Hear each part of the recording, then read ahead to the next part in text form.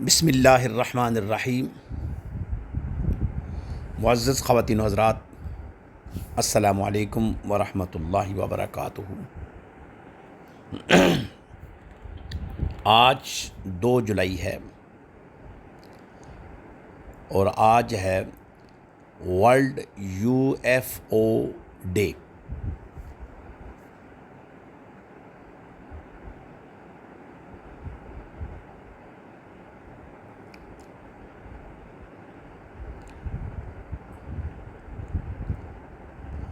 یعنی world identified flying object day, جس کا اردو مفہوم یہ بنتا ہے عالمی یوم غیر شناخت شدہ فضائی اشیاء یا فضائی معمولات یا فضائی مخلوقات، خلائی مخلوقات، اس قسم کے معنی اور مفاہیم اس سے اخذ ہوتے ہیں۔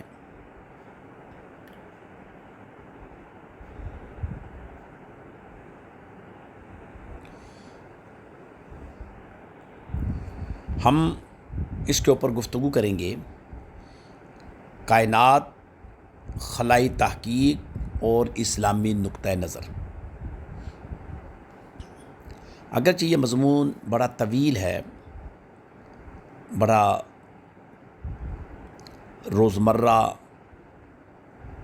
حالات کے مطابق ہر روز کی تخلیقات اور تحقیقات کے پیش نظر بہت ساری چیزیں جو ہمارے سامنے نہیں ہیں وہ آ رہی ہیں، اور کئی چیزیں نئی ایجادات ہو رہی ہیں جس میں دیگر انسان ورطہ حیرت میں چلے جاتے ہیں۔ ہر سال 2 جولائی کو دنیا بھر میں ورلڈ UFO ڈے منایا جاتا ہے۔ اس دن کا مقصد کائنات، خلائی تحقیق، فلکیاتی علوم اور غیر شناخت شدہ فضائی اشیاء کے بارے میں عوام میں شعور بیدار کرنا ہے۔ اس موقع پر ضروری ہے کہ ہم اس موضوع کو سائنسی تحقیق، عقل و دانش اور قرآن کریم کی تعلیمات کی روشنی میں سمجھیں۔ سب سے پہلی بات تو یہ ہے کہ UFO کیا ہے، یعنی غیر شناخت شدہ فضائی شے سے کیا مراد ہے۔ اس کا مطلب یہ نہیں کہ وہ لازماً کسی دوسری دنیا کی مخلوق کی سواری ہو۔ اکثر ایسی اشیاء بعد ازاں جیسے کہ ہوائی جہاز ہے، ڈرون ہے، موسمی غباریں ہیں، مصنوعی سیارے ہیں اور مصنوعی بارشیں ہیں، جیسے سولر اب آ چکے ہیں، شہاب ثاقب ہیں، یا دیگر قدرتی اور انسانی مظاہر سے یہ چیزیں ثابت ہو رہی ہیں، اس کے بارے میں آگاہی دینا ایک انٹرنیشنل پلاننگ کا حصہ ہے، ان کی منصوبہ بندی کا حصہ ہے، اور ہم بھی اس حصے میں سے کچھ اپنا حصہ وہاں سے کلیکٹ کر کے آپ تک پہنچانے کی کوشش کر رہے ہیں۔ اس لیے ہر غیر شناخت شدہ شے کو خلائی مخلوق سے منسوب کرنا درست طرز انداز یا طرز فکر نہیں ہے۔ قرآن کریم اور کائنات کے متعلق ایک بڑا خوبصورت تفقع ہے، غور و فکر ہے، تدبر ہے، اور قرآن کریم انسان کو بار بار آسمانوں اور زمین میں غور و فکر کی دعوت دیتا ہے۔ اللہ کریم کی بے شمار مخلوقات ہیں، اس میں کوئی شک والی بات نہیں۔ فرشتے ہیں، جنات ہیں، انسان ہیں، حیوانات ہیں، چرند ہیں، پرند ہیں، حشرات الارض ہیں، آبی مخلوقات ہے، اور ایسی مخلوقات بھی ہے جن کا علم صرف اللہ رب العزت کو ہے، انسان کی ابھی تک وہاں تک رسائی نہیں ہو سکی اور شاید ہو بھی نہ۔ اگرچہ انسان ایسی جگہ پر پہنچ چکا ہے جہاں گلیشیئر ہیں اور اس کے آگے زندگی گزارنے کا کوئی طریقہ ہی نہیں ہے،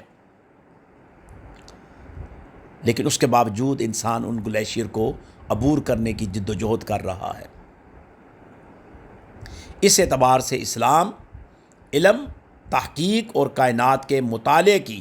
حوصلہ افزائی کرتا ہے، لیکن بغیر دلیل کسی دعوے کو حقیقت تسلیم کرنے کی اجازت بھی نہیں دیتا۔ یعنی اسلام تخمین و ظن پر بنیاد نہیں رکھتا، نہ ہی تخمین و ظن کی آپ کو ترغیب دیتا ہے۔ اسلام عقل، خرد اور شعور کو بیدار کرنے کی آپ کو دعوت دیتا ہے، اور یقیناً جب آپ کو دعوت دیتا ہے تو آپ متوجہ ہو جاتے ہیں۔ آپ یوں سمجھ لیجئے، ایک چھوٹی سی مثال ہے کہ آپ اپنے گھر کے اندر بہت ساری آپ کی خاص چیزیں پڑی ہوئی ہیں،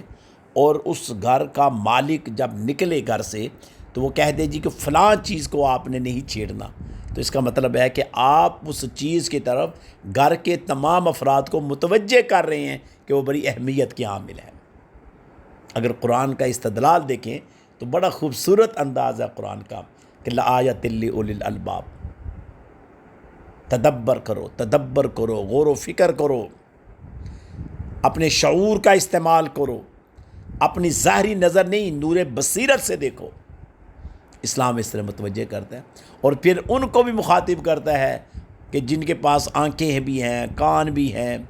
شعور اور فہم بھی ہے، لیکن وہ اس کا استعمال نہیں کرتے، تو قرآن ان کو کل انعام کہتا ہے، یہ چھپائے ہیں، بلکہ کہتا ہے اس سے بھی بدتر ہیں۔ اولئک کل انعام بل ہم اضل، بھی یہ تو چھپائے کے پاس بھی آنکھیں ہیں، کان بڑے بڑے کان ہیں، آنکھیں ان کی آپ سے بڑی بڑی موٹی ہیں، دماغ ان کا آپ سے کئی گنا بڑا ہے، لیکن کیا ہے کہ ان کا وہ شعور اور فہم نہیں ہے۔ تو آپ کو اللہ نے شعور دیا، فہم دیا، آپ اس سے نتائج اخذ کریں، اس سے فوائد حاصل کریں، اس سے خود فائدہ لیں، آنے والی نسلوں کو فائدہ دیں، اس سے آج کی زندگی اپنے لیے رنگین بنائیں۔ یہ بات اپنی جگہ درست ہے کہ اللہ کریم کی قدرت نے جو بے حد وسیع ہے، اور وہ جو چاہے پیدا کرنے پر قادر ہے، لیکن قرآن کریم نے جس انسانی تاریخ، نبوت، خلافت اور آخرت کا بیان فرمایا ہے، وہ سب اسی زمین سے متعلق ہے جس پر ہم آباد ہیں۔ اللہ کریم فرماتا ہے انی جاعل فی الارض خلیفہ، میں زمین پر ایک خلیفہ بنانے والا ہوں۔ یہ خلافت اسی زمین کے انسان کو عطا کی گئی۔ پھر قرآن کریم میں ارشاد ہوتا ہے منہا خلقناکم وفیہا نعیدکم ومنہا نخرجکم تارۃ اخری، ہم نے تمہیں اسی زمین سے پیدا کیا، اسی میں تمہیں واپس لوٹائیں گے اور اسی سے دوبارہ نکالیں گے۔ یہ آیت واضح کرتی ہے کہ انسان کی تخلیق، اس کی وفات اور قیامت کے دن دوبارہ اٹھایا جانا اسی زمین سے وابستہ ہے۔ یہ کئی دفعہ میں کہتے ہیں نا سائنس کہ اور اپنا مخلوق بھی ہوگی، مختلف سیاروں میں ہوگی، انسانوں کی طرح ہوگی، ہم نے دیکھا، ہم نے یہ دیکھا، رات کو جناب اس طرح وہ اترے، وہ فلانی جگہ اترے، تو یہ سب بنائی ہوئی فلمیں ہیں۔ یہ جو انسان ہے جس میں آپ سے بات کر رہا ہوں اور آپ مجھے سن رہے ہیں، اور جس زمین پر میں بیٹھا ہوں، جس زمین پر آپ بیٹھے ہیں، یہی حقیقت ہے۔ اس لیے حقیقت ہے کہ اسی کا ذکر قرآن میں آیا ہے، اس لیے حقیقت ہے، اسی کے بارے میں فرمایا کہ ہم نے تمہیں اسی سے پیدا کیا، اسی میں تمہیں دوبارہ داخل کریں گے، پھر اسی میں سے تمہیں اٹھائیں گے۔ پھر اس سے بڑی بات، اسی زمین پر امتیں آئی اور اسی زمین پر انبیاء علی صاحبہ بالتسلیم لوگوں کو تبلیغ کرتے رہے۔ حضرت آدم علیہ السلام سے لے کر پھر حضرت نوح علیہ السلام، ابراہیم علیہ السلام، موسیٰ علیہ السلام، عیسیٰ علیہ السلام، علی ھذا القیاس رسول کریم صلی اللہ علیہ وسلم آخری رسول، آخری نبی بھی اسی زمین پر مبعوث ہوئے اور اسی زمین پر بسنے والوں کے لیے رشد و ہدایت کا پیغام لے کر آئے۔ تمام آسمانی کتابیں اسی زمین کے انسانوں کو ہدایت کے لیے نازل ہوئیں۔ رسول کریم صلی اللہ علیہ وسلم خاتم النبیین، آپ کا روزہ اطہر ہمیں اسی زمین پر ہی ملتا ہے، آپ کی امت بھی اسی زمین پر آباد ہے، اور قیامت بھی اسی زمین پر برپا ہوگی۔ میں جب مختلف قسم کے سائنسی تجربات کو سنتا ہوں، پڑھتا ہوں، تو میں پھر رک جاتا ہوں کہ شاید واقعی کسی اور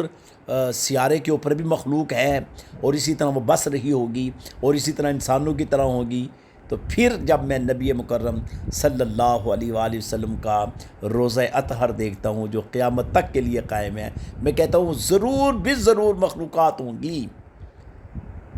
ضرور ضرور وہاں پر زندگی گزارنے کے اصول اور ضوابط ہوں گے۔ ہم اس کے اوپر اس کو ڈینائی نہیں کرتے، لیکن وہ زمین جو جواب دہ ہے اللہ تعالیٰ کی بارگاہ میں، وہ انسان جو جواب دہ ہے اللہ کی بارگاہ میں، وہ انسان جس کو کہا گیا وَمَا خَلَقْتُ الْجِنَّ وَالْإِنسَ إِلَّا لِيَعْبُدُونَ، یہی انسان ہے اور یہی زمین ہے، اسی کے اوپر وہ بس رہا ہے، اسی کے اوپر سے حساب ہونا ہے اور یہی پر قیامت بپا ہونی ہے۔ قرآن کریم اور صحیح ترین احادیث سے ہمیں کسی دوسری زمین یا دوسرے سیاروں پر انسانوں کی ایسی آبادی یا ان کی طرف انبیاء کرام کی بعثت کی کوئی دلیل نہیں ملتی۔ اس لیے ایک مسلمان کے لیے یہی عقیدہ کافی ہے کہ ہدایت کی وہ تاریخ جو اللہ کریم نے ہمیں بتائی ہے، اس کا مرکز یہی زمین ہے۔ اب ایک اور چیز جو ہم کہتے ہیں کہ سائنس کا تعلق اسلام سے، بالکل سائنس تحقیقات کا ایک ذریعہ ہے، اسلام پہلے سے موجود ہے، سائنس جد و جہد کر رہی ہے اور ممکن ہے مستقبل میں میں نے پہلے ہی کہا ہے کہ ہم اس چیز سے پیچھے نہیں ہٹیں گے، مستقبل میں تحقیقات جاری ہیں، نئی دنیا دریافت ہو رہی ہیں، کائنات کے مزید راز کھل رہے ہیں۔ لیکن میں نے پھر عرض کی ہے کہ جتنے مرضی راز کھل جائے، یہ ایک دلیل یاد رکھیے گا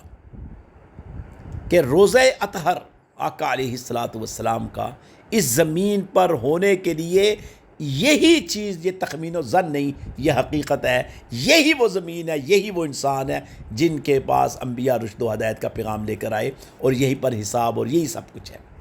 باقی آپ تحقیقات کرتے رہیں، ہم اس سے کوئی اس میں اپنا آر نہیں ہے، آپ تحقیقات کریں، جد و جہد کریں اور یہ سلسلہ قیامت تک جاری اور ساری رہے گا۔ بلکہ سب سے پہلے اسلام ہی نے آپ کو دعوت دی کہ میں نے یعنی اللہ فرماتے ہیں کہ میں نے انسان کو غور و فکر کے لیے پیدا کیا، میں نے انسان کو دعوت دی ہے کہ میری کائنات کے اندر غور و فکر کریں۔ اسی طرح ایک مسلمان کا ایمان قرآن کریم کی قطعی تعلیمات پر قائم رہتا ہے۔ سائنسی تحقیق اور وحی ایک دوسرے کے مخالف نہیں، لیکن ان کا اپنا اپنا دائرہ کار ہے، اور اسلام کا اور وحی قرآن کا، وحی اسلام کا دائرہ کار زمین و آسمان پر محیط ہے۔ تو عزیزان من، میرے نوجوان دوستوں، نوجوان ساتھیوں جو جد و جہد کر رہے ہیں، جو غور و فکر کرتے رہتے ہیں، جو الہاد کی طرف چلے جاتے ہیں، جو ایتھزم کی طرف چلے جاتے ہیں، جو مختلف قسم کے کوشچن کر کے شکوک و شبہات کے ساتھ اپنی لائف کو گزار رہے ہیں، میں ان کو یہ متوجہ کرنے کے لیے ان سے ریکویسٹ کروں گا کہ وہ غور و فکر کریں، اور غور و فکر اس انداز سے کریں کہ اللہ رب العزت نے آپ کو بیکار نہیں پیدا کیا، بلکہ یہ جو اس قسم کے دن انٹرنیشنل سطح پر ہم مناتے ہیں، ان دن کا جو خاص مقصد ہے وہ یہ ایک دوسرے کو سمجھانا ہے۔ یہ تحقیقات کے دروازے کھلے ہیں اور یہ کھلے رہیں گے، قیامت تک رہیں گے۔ ورلڈ UFO ڈے ہمیں افواہوں کے پیچھے چلنے کی نہیں، بلکہ علم، تحقیق، فلکیات، خلائی سائنس اور اللہ کریم کی نشانیوں میں غور و فکر کی مزید دعوت دیتا ہے۔ ہمیں چاہیے کہ اپنی نوجوان نسل کو سائنس، ٹیکنالوجی اور تحقیق کی طرف راغب کریں، مگر ساتھ یہ بھی یاد رکھیں کہ ہم مسلمان ہیں، ہمارے پاس الہامی کتاب قرآن کریم ہے، ہمارے پاس آقا علیہ الصلاۃ والسلام کی سنت ہے، اسوہ رسول ہے، اس کی روشنی میں اپنے عقیدے کو بھی مضبوط کرنا ہے، تاکہ وہ ہر نئی چیز کو دلیل، تحقیق اور حکمت کے ساتھ پرکھ سکے، جہاں پر ہمارا ایمان خراب نہ ہو، ایمان نہ ڈگمگائے۔ عزیزان من، کائنات یقیناً اللہ کریم کی عظیم نشانیوں میں سے ایک ہے، اور اس میں بے شمار ایسے راز ہیں جنہیں انسان ابھی تک نہیں جان سکا، لیکن ایک حقیقت قرآن حکیم سے واضح ہے کہ انسان کی تخلیق اور اس کی خلافت، انبیاء کرام علیہم السلام کی بعثت، رسول کریم صلی اللہ علیہ وسلم کی ختم نبوت، امت محمدیہ، موت، قیامت اور دوبارہ زندہ کیے جانے کا تعلق اسی زمین سے ہے جس پر ہم بس رہے ہیں، رہ رہے ہیں۔ لہٰذا ہمیں سائنسی تحقیق کی قدر بھی کرنی چاہیے اور قرآن کریم کے قطعی رہنمائی کو بھی مضبوطی سے تھامے رکھنا چاہیے۔ یہی متوازن فکر علم بھی ہے اور یہی ایمان بھی ہے اور یہی انسان کو حقیقت کے قریب بھی لاتا ہے۔ یقیناً آپ میری اس بات کو میری بات سے ایگری ہوں گے، میری بات کو تصدیق کریں گے کہ کائنات کے اندر غور و فکر ہے، غور و فکر جاری رہے گا، لیکن یہ بھی ہوگا کہ جو آئے دن آپ فلموں کے ذریعے، ڈراموں کے ذریعے، مختلف ڈائجسٹ کے ذریعے، مختلف سٹوریوں کے ذریعے، مختلف کہانیوں کے ذریعے آپ تشتری آ گئی، اس میں سے ایک مخلوق آ گئی اور مختلف شکل کی مخلوق ہے، اور وہ مخلوق جناب اس انسان کو کھا جائے گی، اس انسان پر کنٹرول کر جائے گی، اس انسان کو اچک کر لے جائے گی، اس انسان کے اوپر فتنے بپا کر دے گی۔ ایسی کوئی بات نہیں ہے۔ پھر میں کہوں گا کہ آپ تحقیقات جاری رکھیں، جو جس انداز سے پڑھ رہا ہے، لیکن جو مسلمہ اصول ہے، مسلمہ جو قاعدہ ہے، وہ یاد رکھیے گا کہ یہی زمین، یہی انسان اور اسی کے اوپر رشد و ہدایت کے پیغامات جاری ہیں، اور آپ ہی نے اللہ اور اس کے رسول کے دین کا کام کرنا ہے۔ اللہ کی بارگاہ میں آپ ہی جواب دے ہیں۔ آپ ہی کے بارے میں قرآن نے کہا فَمَن يَعْمَلْ مِثْقَالَ ذَرَّةٍ خَيْرًا يَرَهُ وَمَن يَعْمَلْ مِثْقَالَ ذَرَّةٍ شَرًّا يَرَهُ۔ ذرہ بر نیکی کی ہوگی اسی زمین کے اوپر اس کا بھی اجر ملے گا، ذرہ بر برائی کی ہوگی اسی زمین کے اوپر اس کی بھی سزا ملے گی۔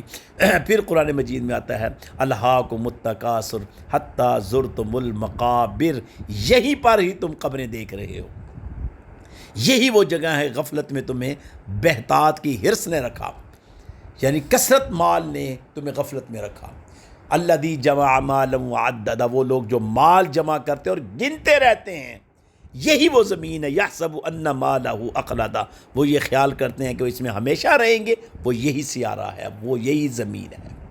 اور اسی زمین کے اوپر جیسے میں نے پہلے ذکر کیا قرآن کی آیت کے مطابق انی جاعل فی الارض خلیفہ، اسی زمین کے اوپر انسان کو خلافت کے اوپر فائز کیا گیا ہے۔ اللہ تعالیٰ سے یہ دعا ہے کہ اللہ پاک ہمیں سمجھنے کی توفیق عطا فرمائے، اور جو UN کے عالمی سطح پر دن منائے جاتے ہیں اویئرنس کے لیے، اگر دیگر ممالک کے لوگ اس سے مستفید ہو رہے ہیں تو کما حق ہو اہل پاکستان کو بھی، اہل اسلام کو بھی اور پاکستانی مسلمانوں کو بھی، اور جو ہمیں سن رہے ہیں ان کو بھی آگاہی حاصل ہونی چاہیے، ان کو بھی اویئرنس آنی چاہیے۔ اللہ تعالیٰ سے یہ دعا ہے کہ اللہ پاک سمجھنے کی توفیق عطا فرمائے۔ آمین۔ وآخر دعوانا ان الحمد للہ رب العالمین۔ السلام علیکم ورحمۃ اللہ وبرکاتہ۔